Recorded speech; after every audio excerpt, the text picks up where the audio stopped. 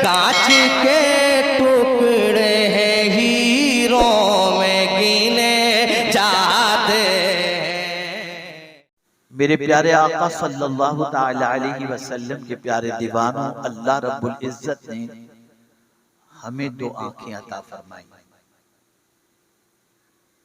ये आंख बड़ी कीमती है, इतनी कीमती है कि मैं आपको बता नहीं सकता।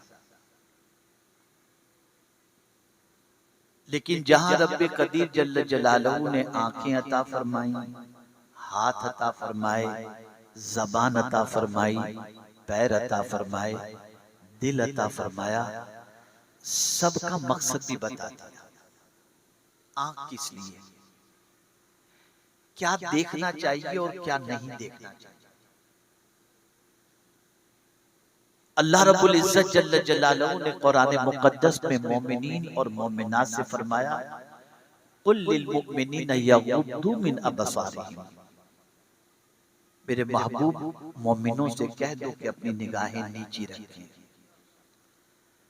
कुल लिल मुमिनात यगुद्दन मिन अबसारिहिन। मेरे महबूब मोमिनात से कह दो वो अपनी निगाहें नीची रखें। मौला, तूने आंखें तो देखने के लिए दी हैं कि निगाह नीची रखने का हुक्म।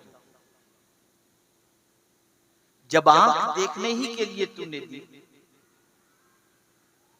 तो फिर ये हुक्म कि निगाहों को नीची रखो, तो देखें क्या,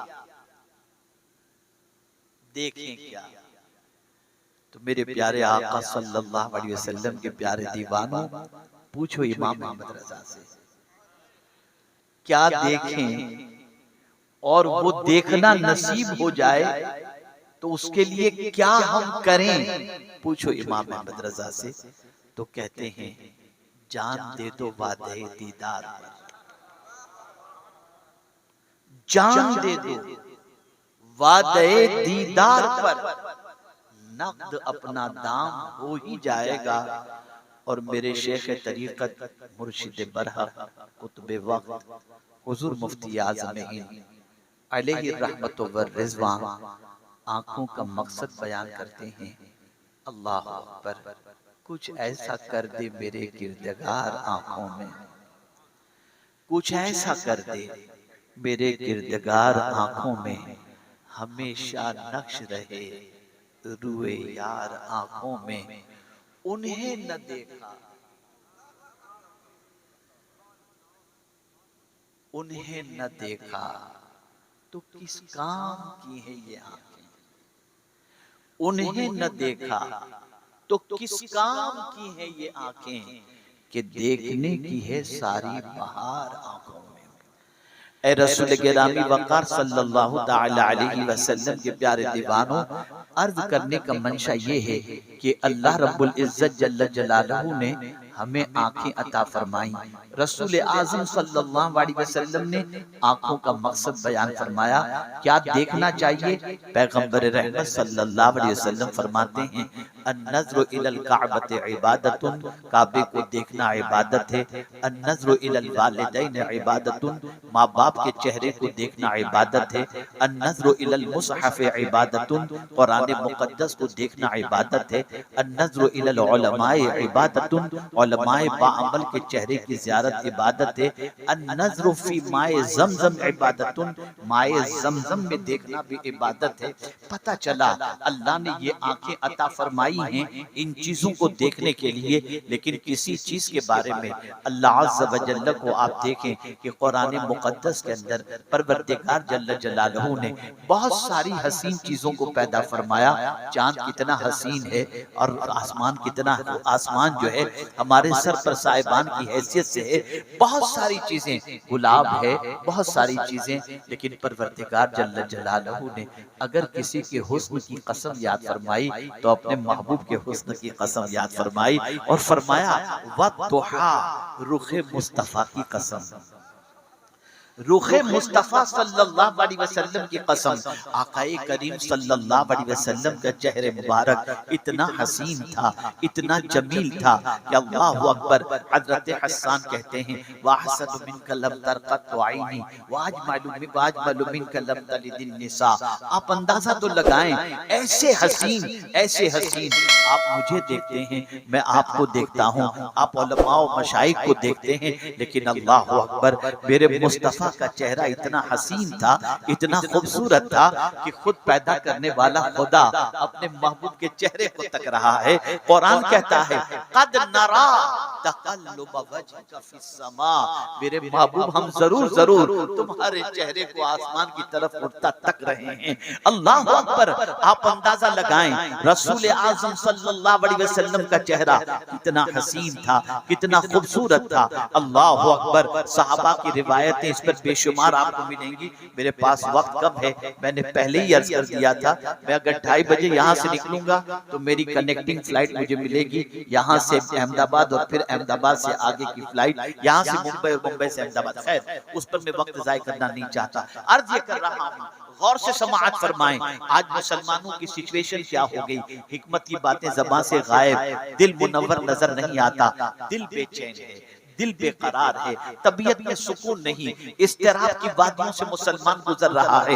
मैं पूछना चाहता हूँ अल्लाह अकबर, क्या वजह है कि हमारी जिंदगी से इस्तिराब खत्म हो गया, हमारी जिंदगी से इस्तिराब हमारी जिंदगी में आ गया, हमारी जिंदगी से इत्मीनान खत्म हो गया, बेकरारी की वादियों में भटक रहे हैं। हालांकि मामला तो ये है कि मेरे इमाम कहते हैं उनके निसार कोई कैसे ही रंज में हो, जब याद आ गए हैं सब गम भुला दिए हैं। ऐ रसूल आज़म सल्लल्लाहु अलैहि वसल्लम के दीवानों, एक है नबी की मोहब्बत का दावा करना और एक है अपने वजूद को नबी की मोहब्बत की दलील के तौर पर पेश करना, दोनों में बड़ा फर्क है।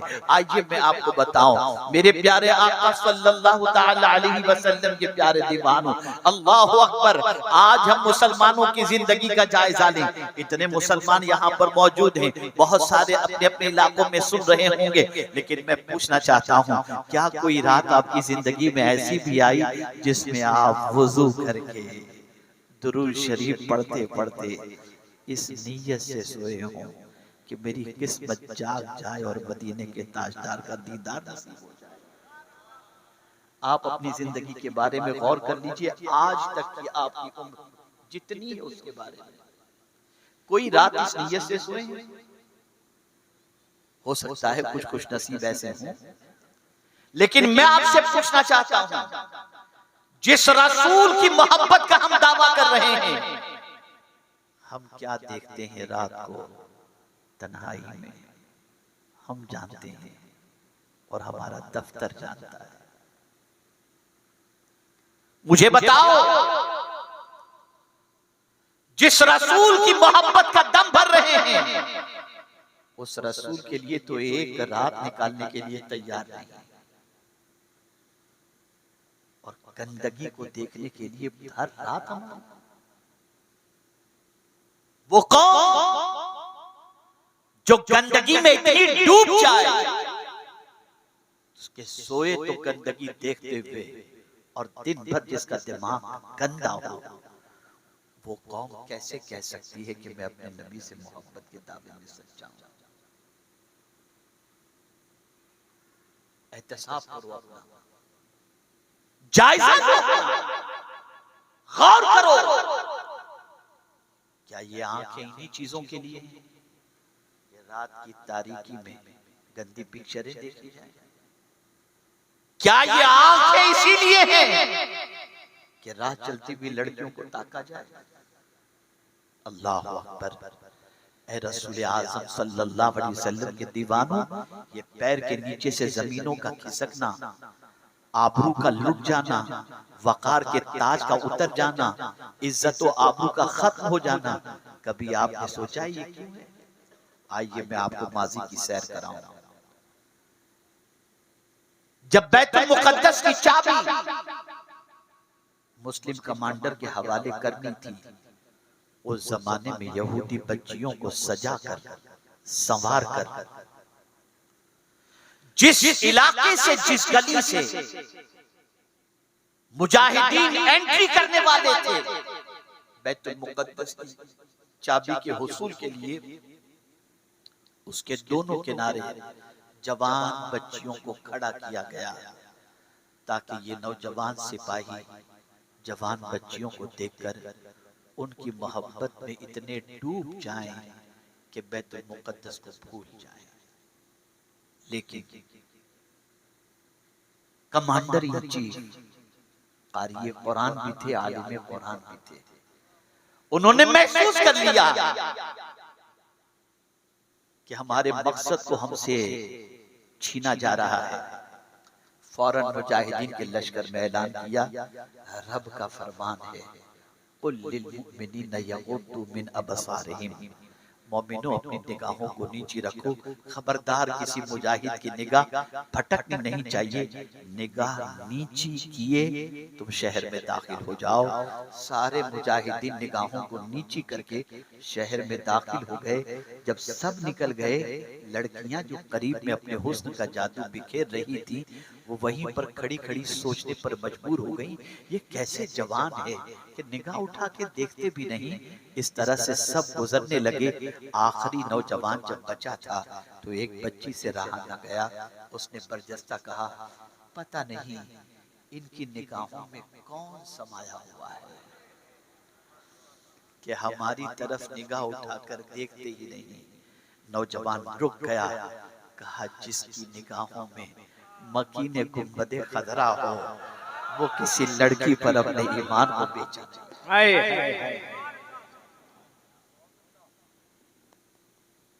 सोचो,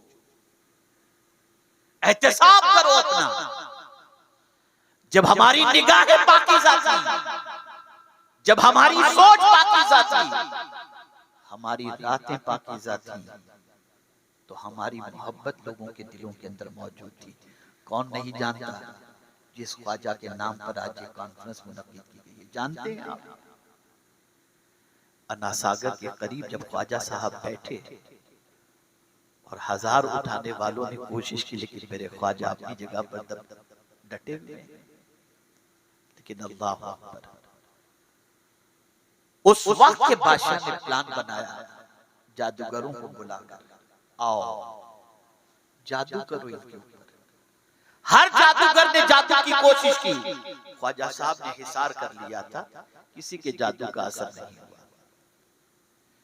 फिर तय ये पाया क्या नासागर में कुछ जवान बच्चियों को गौस्ल करने के लिए भेजा जाए ताकि ख्वाजा साहब की निगाह इन पर पड़े, तब जाकर के ख्वाजा साहब पर जादू का असर होगा। जादूगरों ने कहा, इनकी निगाहें बड़ी पाक हैं, इसलिए इन पर जादू का असर नहीं।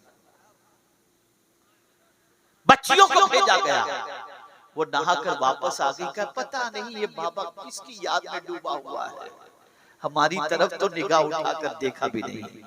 बादशाह ने अपनी बेटी को बुलाया और कहा, बेटी तेरे हुस्न के चर्चे पूरे शहर के अंदर, पूरे इलाके के अंदर हैं, सब तुझे देखने को बेचैन रहते हैं। आज तक मैंने तुझसे कोई अपनी फरमाइश पेश नहीं की, आज एक फरमाइश पेश करता हूँ, और वो ये है कि अपने हुस्न के जादू में मोइनुद्दीन को गिरफ्तार कर दे। बच्ची ने चुटकी बजाई, कहा, अब्बू ये तो बाएं हाथ का खेल है। अल्लाह अकबर। बच्ची बन सवर कर जाती है, जाकर फासले पर खड़ी रहती है, कभी करीब मंडलाने की कोशिश करती है। रोब, और ये बात याद रखें, आलिम का रोब बड़ा जबरदस्त हुआ करता है, दिल के ऊपर कंट्रोल रहता है। वली का कंट्रोल दिल के ऊपर रहता है, वो जानते हैं। इसीलिए कहा गया, आलिम के पास जाओ तो ज़बान को लगाम दो, और वली के पास जाओ तो दिल को लगाम दो। इसलिए कि वली की पोजीशन ये है कि वो अपनी आंखों से नहीं देखता, वो अल्लाह के नूर से देखता है। इत्तक़ू बिफ़िरासतिल मुमिन फ़इन्नहु यंज़ुरु बिनूरिल्लाहि तआला। इसलिए वली की बारगाह में जाओ तो दिल को लगाम दो। वो घबरा रही है, मंडलाने की कोशिश करती है, लेकिन करीब जाने के लिए डर रही है। अब न रहा गया तो फासले से कहते हैं, या मुईनुद्दीन। ख्वाजा साहब तिलावत कर रहे थे, नाम का मानी याद आ गया ख्वाजा, ऐ दीन की मदद करने वाले।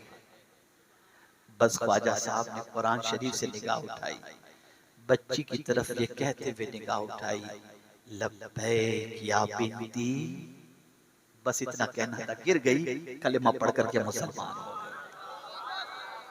गए। वाह ये ख्वाजा साहब का मियां, थोड़ा सा सोचो, मैं थोड़ा कड़वा बोलने वाला आदमी हूं, बड़ी माजरत के साथ हम नमाज पढ़ते हैं तो क्या दुआ करते हैं, इहदिनस सिरातल मुस्तकीम सिरातल लदीना अनअमत अलैहिम गैरिल मगदूबि अलैहिम वलद्दालिन, हमको सीधे रास्ते चला, उनके रास्ते पर चला जिन पर तेरा इनाम नाजिल हुआ। अब वो इनाम याफ्ता बंदे कौन है? अनअमल्लाहु अलैहिम मिनन नबिय्यिन वस्सिद्दीकीन वश्शुहदाई वस्सालिहीन। खुदा की कसम एक सवाल पूछता हूँ, हर रकात में जब ये सूरह फातिहा में दुआ करके तुम मस्जिद से निकलते हो, कभी तुमने चलने की कोशिश की, जिनके रास्ते पर चलने की तुमने दुआ की? ये सोचा कि ख्वाजा साहब कैसे चला करते थे, हम भी चले, उनकी तालीमात क्या थी जरा देखें। नहीं, हम सिर्फ लिप सर्विस पर रह गए। हम तो मियां ऐसे गौसो ख्वाजा के मानने वाले हैं कि अगर उनके नाम का लंगर और नियाज न हो तो उनका जिक्र सुनने भी आने को तैयार है। ये हमारा मिजाज है, ये हमारा मिजाज है। तो ऐ रसूल आज़म सल्लल्लाहु ताला अलैहि वसल्लम के दीवानों, निगाहों को पाक रखो। जब निगाहें नापाक हो जाती हैं तो इंसान का वजूद खतरे में पड़ जाता है।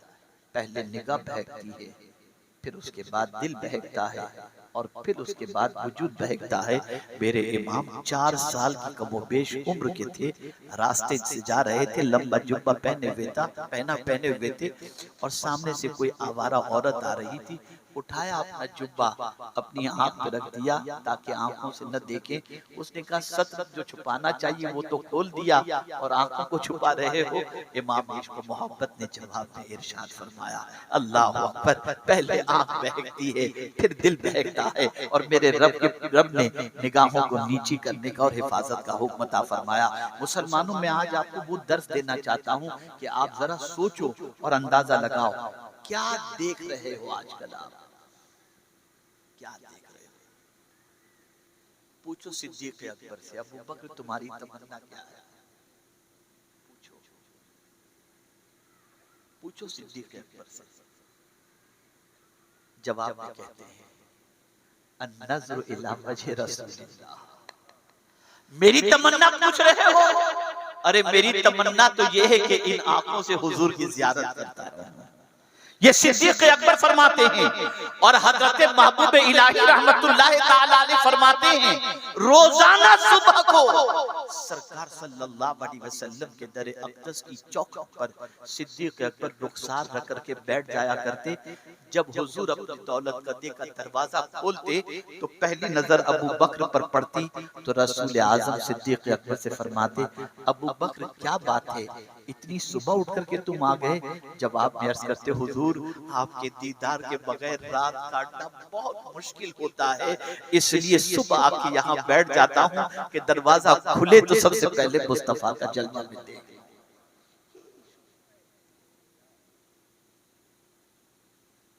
आज हम ये कह रहे हैं कि जिहालत की वजह से मुसलमान बर्बाद है। आज हम ये कह रहे हैं मुआशी बदहाली की वजह से मुसलमान बर्बाद है। मैं आपसे कहता हूँ कहीं वो फैक्टर जरूर होगा, लेकिन बर्बादी की सबसे बड़ी वजह ये है, न सोच पाकीज़ा रही, न निगाह पाक रही, न दिल पाक रहा, न हाथ पाक रहा, न बदन पाक रहा। हालत ऐसी है कि कहने जैसी पोजीशन नहीं। कल तक मुसलमानों की पोजीशन ये थी कि गैर मुस्लिम मुसलमान के पड़ोस में रहने पर आफियत समझता था कि मदीने के ताजदार का चाहने वाला है ना, मेरी बेटी की इज्जत की हिफाजत करेगा। और आज हम देख रहे हैं कि क्या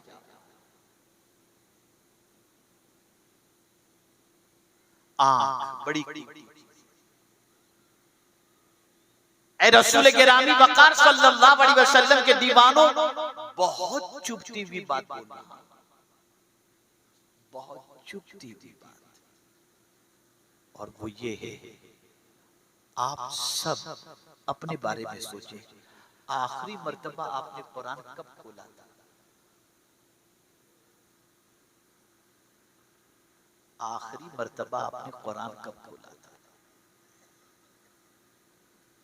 मैं समझता हूँ जो लोग रमजान में कुरान शरीफ की तिलावत करते होंगे वो रमजानुल मुबारक के बाद इतनी बुलंदी पर रख दिए होंगे, अरे तिलावत की बात तो अपनी जगह पर, यहाँ पर तो तिलावत करना भी नहीं आता। एक साहब बहुत दीन की खिदमत करते हैं, आम आदमियों में से, उन्होंने मुझे एक दिन फोन किया, हजरत शुगर की रिपोर्ट मेरी बहुत डेंजर आई, बहुत शुगर हो गई, कोई नुस्खा हो तो बताएं। मैंने कहा सुनिए, मेरी मिसेस को भी शुगर है, 25 साल से, लेकिन अल्हम्दुलिल्लाह रोजाना वो आधा पारी की तिलावत करती है शुगर लेवल पर। तो शुगर लेवल पर रखना है तो कुरान शरीफ की तिलावत करो। जवाब में वो क्या कहते हैं जानते हैं? हजरत मुझे कुरान पढ़ना आता हो तो पढ़ो। ये हमारे मुसलमानों का हाल है, ये हमारी कैफियत है। कहाँ जा रहे हैं? वो किताब जो हमें उठाने के लिए आई, हमने उठाकर इतनी बुलंदी पर रख दिया कि गलती से भी उसको हाथ न लगे। ये हाल हो गया है हमारा। जिस कुरान को देखने पर अल्लाह के रसूल सल्लल्लाहु अलैहि वसल्लम इबादत के सवाब का मुज़्ज़ा अता कर रहे हैं, उस किताब को देखने का तो टाइम नहीं। व्हाट्सएप रोजाना 8 घंटे तक चेक करते रहते हैं। आंख खुलती है रात को 2 बजे पहले, सुबह आंख खुली पहले व्हाट्सएप, रात को सोते वक्त व्हाट्सएप। ये हाल बन चुका है। और कहा जाए कुरान का टाइम नहीं, पढ़ना नहीं आता। मुसलमानों, मैं बहुत आपको समझाने के अंदाज में बता रहा हूँ। अल्हम्दुलिल्लाह सरकार सल्लल्लाहु अलैहि वसल्लम की नाले ने पाक का सदका है। मैं कोई बहुत बड़ा खतीब भी नहीं, ये हजरत की करम नवाजियां हैं, ऐसे बुजुर्गान दीन दुआएं दी जिन्होंने फरमाया कि 60 साल से वो यहाँ पर हैं। मेरी उम्र 63 साल की। अब आप सोचिए इतने बुजुर्ग हैं। मुझे शर्म आई कि मैं ऊपर बैठा था और हजरत नीचे बैठे थे। मुझे फौरन मेरे आका की हदीस याद आ गई, ज़मीर ने इजाजत न दी कि हजरत नीचे बैठे रहे, मैं कुर्सी पर खिताब करूं, इसलिए कि मेरे आका ने फरमाया मल्लम यरहम सगीरना वलम युवक्किर कबीरना फलैस मिन्ना, जो छोटों पर शफकत नहीं करता और बड़ों का एहतराम नहीं करता वो हमारा नहीं, हम में से नहीं। हजरत ने शफकत भरे जुमले कहे, मेरा भी फर्ज बनता है कि मैं उनका एहतराम करूं, इसलिए उनको मैंने बुला बिठाया। याद रखें, कुर्सी का कोई मकाम नहीं है, कुर्सी की कोई हैसियत नहीं, बस सरकार का मकाम, सरकार के इरशाद को मकाम दो, उसको इज्जत दो, अल्लाह इज्जत देगा। उसको अहमियत दो, अहमियत वाले बन जाओगे। आइए मैं अर्ज करता हुआ चलूं, मेरे प्यारे आका सल्लल्लाहु ताला अलैहि वसल्लम के प्यारे दीवानों, दुनिया के मुख्तलिफ मुल्कों के दौरे के बाद मैं जिस नतीजे पर पहुंचा हूं मैं आपको बता दूं। एक हफ्ते पहले मैं बरतानिया में था। अल्लाह अकबर, मेरे प्यारे आका सल्लल्लाहु अलैहि वसल्लम के प्यारे दीवानों, याद रखें मेरा एक तजर्बा आपके सामने पेश कर रहा हूं। 90% पैदाइशी मुसलमान कुरान पढ़ना नहीं जानता। 90% पैदाइशी मुसलमान कुरान पढ़ना नहीं जानता। और यूरोप और अमेरिका की सरजमीन पर जितने नए मुसलमान हुए हैं उनमें से 90% मुसलमान तजवीद के साथ कुरान पढ़ना जानते हैं। मिलाद मुस्तफा सल्लल्लाहु अलैहि वसल्लम कॉन्फ्रेंस थी सैन फ्रांसिस्को में, अमेरिका में। मैं यहाँ से पहुंचा था, 12 ममालिक की खुतबा तशरीफ लाए थे, बैतुल मुकद्दस के साबिक़ इमाम भी तशरीफ लाए थे। जरा ज़मीर को जगाओ, जब वो बैतुल मुकद्दस के साबिक़ इमाम तशरीफ लाए, उनके साथ 60 के कमोबेश न्यू मुस्लिम गोरे गोल्डन दाढ़ी वाले हाथ में किताब लेकर के एंटर हुए। आखिरी तकरीर मेरी थी, उनका खिताब हो गया। वहां सिस्टम ये कि 8 घंटे का प्रोग्राम होता है। जब बड़ा प्रोग्राम मिलाद मुस्तफा सल्लल्लाहु अलैहि वसल्लम का होता है तो 8 घंटे का प्रोग्राम, हर 1.5-2 घंटे के बाद आधे घंटे का ब्रेक होता है जिसपे लॉबी में जाकर आदमी चाय ठंडा स्नैक्स वगैरह ले फिर आकर के बैठता है। हम लोग चाहते थे चाय पानी पीते थे, थोड़ी बातचीत करते थे, फिर आकर बैठ जाते थे। लेकिन बैतुल मुकद्दस के साबिक़ इमाम के साथ जो 60 नए मुस्लिम आए थे, उनके हाथ में किताबें थी, वो आए बाहर, उन्होंने चाय पी और चाय पीने के बाद 5 मिनट के अंदर अंदर तो चले गए हॉल के अंदर, वो किताब खोल के पढ़ रहे हैं। तो मुझे सीखने का शौक है, मुझे इस चीज ने सीखने पर मजबूर किया। मैंने बैतुल मुक़द्दस के साबिक़ इमाम से पूछा, हजरत ये कौन लोग हैं? कहा ये मेरे स्टूडेंट है, मेरे शागिर्द हैं। मुझे आकाए करीम सल्लल्लाहु अलैहि वसल्लम ने बशारत दी, हुक्म फरमाया अमेरिका के फलां इलाके में जाके दीन का काम करो। मैं वहां पहुंचा हूं और ये लोग सब मेरे हाथ में मुसलमान हुए हैं और मैं इन्हें तफसीर पढ़ा रहा हूं। मैंने जाकर के उनके हाथ में मौजूद किताब को देखी। दिल में पहले ये ख्याल था शायद अंग्रेजी तफसीर पढ़ रहे होंगे, लेकिन खुदा की कसम अक्ल तंग रह गई जब वो न्यू मुस्लिम लोगों को मैंने अरबी में तफसीर पढ़,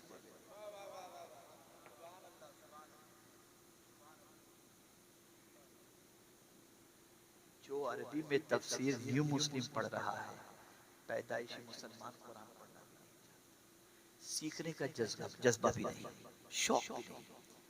मैं बड़ी मादरत के साथ अर्ज करता हूँ, मैंने अभी किसी से कहा था कि तकरीर जो है ना वो समझाना है, चिल्लाना नहीं। चिल्लाना तो आज बच्चा भी पसंद नहीं करता, अपना बेटा भी चिल्लाने को पसंद नहीं। आप बेटे को चिल्लाइए, पसंद है, अब्बा क्या क्यों चिल्ला रहे हो? समझाइए, आज समझाने की जरूरत है। मैं देख रहा हूं इस वक्त आपके लिए मैं नया हूं, लेकिन रोज मैं नए इलाकों में, मुख्तलिफ इलाकों में जाता हूँ।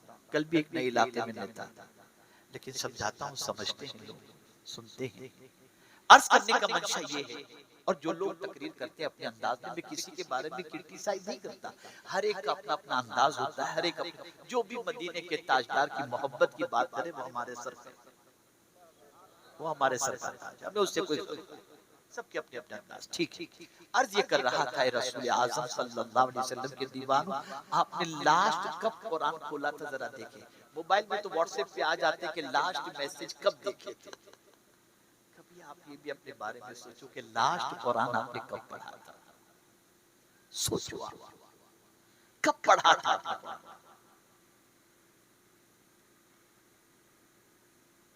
हजरत की जितनी उम्र है, इस उम्र के एक शख्स से एक नौजवान मनचले ने पूछा, हजरत आपके दौर में तो ये यूट्यूब भी नहीं था, इंटरनेट भी नहीं था, मोबाइल भी नहीं था, तो आप उस दौर में कैसे जीते थे?